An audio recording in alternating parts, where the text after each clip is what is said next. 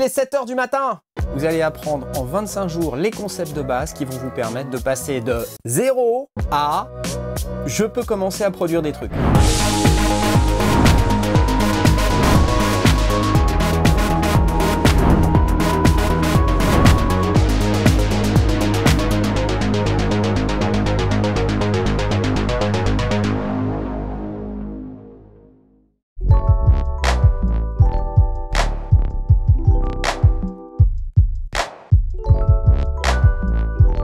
Salut, aujourd'hui on va parler des différences entre le mode session et le mode arrangement et comment on fait pour passer du mode session au mode arrangement. Dans l'épisode précédent, vous m'avez vu avec ce projet et vous m'avez vu passer du mode session au mode arrangement et là je vous ai dit c'est grisé, c'est bizarre, il faut appuyer sur ce bouton pour pouvoir l'activer et puis ici j'ai un enregistrement de mon projet dans un format un peu particulier. Je vais vous expliquer ce que c'est tout ça. En fait, ce que moi j'adore personnellement avec Live, c'est la possibilité d'enregistrer sa performance. C'est-à-dire pouvoir lancer les scènes, mettre Ableton Live en enregistrement, triturer les paramètres via des boutons, via un contrôleur, et ensuite récupérer le résultat dans le mode arrangement. C'est ce que je vais faire aujourd'hui. Par exemple, ce que j'aimerais vraiment bien faire, c'est utiliser le bouton Filter Frequency que j'ai mappé sur mon push 2 pour pouvoir utiliser cette fonction. Ça me permet de faire ça.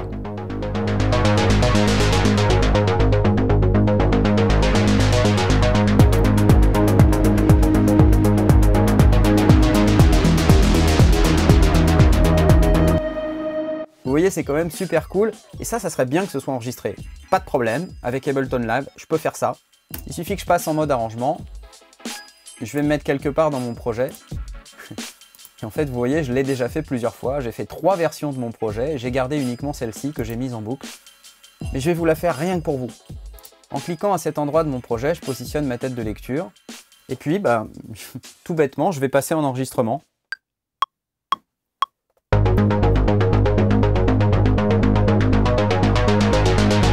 C'est parti!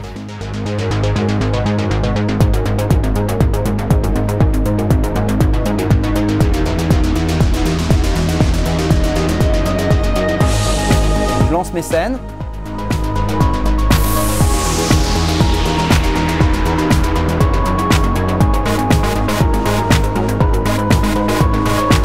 Une fois que j'ai terminé, je peux cliquer sur ce bouton pour finaliser mon enregistrement.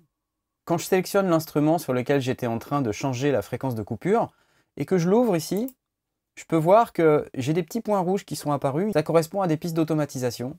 Et quand je fais play, regardez, ça bouge. Vous allez me dire, ok, c'est où? Est-ce que je peux l'éditer? Bah ouais, tout à fait. Il faut aller cliquer sur ce petit bouton là-haut. Bim! Et là, vous voyez la fréquence de coupure qui évolue dans le temps telle que je l'ai jouée. Elle est là. Ça monte! Yeah! Wouh!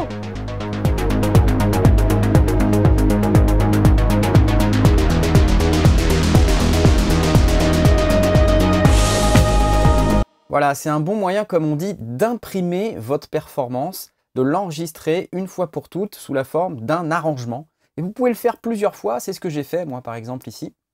Vous voyez, je l'ai enregistré plusieurs fois et j'ai pas été satisfait des 2 premières et j'ai uniquement gardé celle-ci. Voilà, et vous voyez la manière dont j'ai utilisé la cut-off. Ah, ça partait de bien plus bas.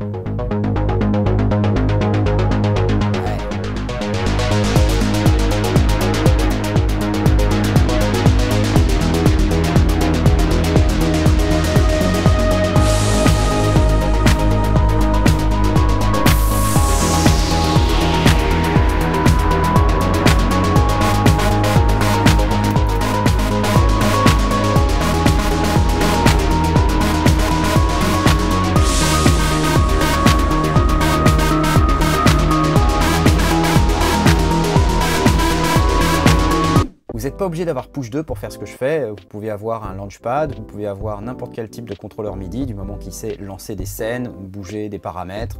Vous pouvez même le faire à la souris si vous voulez, évidemment ça marche aussi. En bref, passez du mode session au mode arrangement et enregistrez votre performance de cette manière pour pouvoir en faire quelque chose de définitif. C'est trop cool. Voilà, c'est tout pour aujourd'hui. À demain pour de nouvelles aventures dans Ableton Live.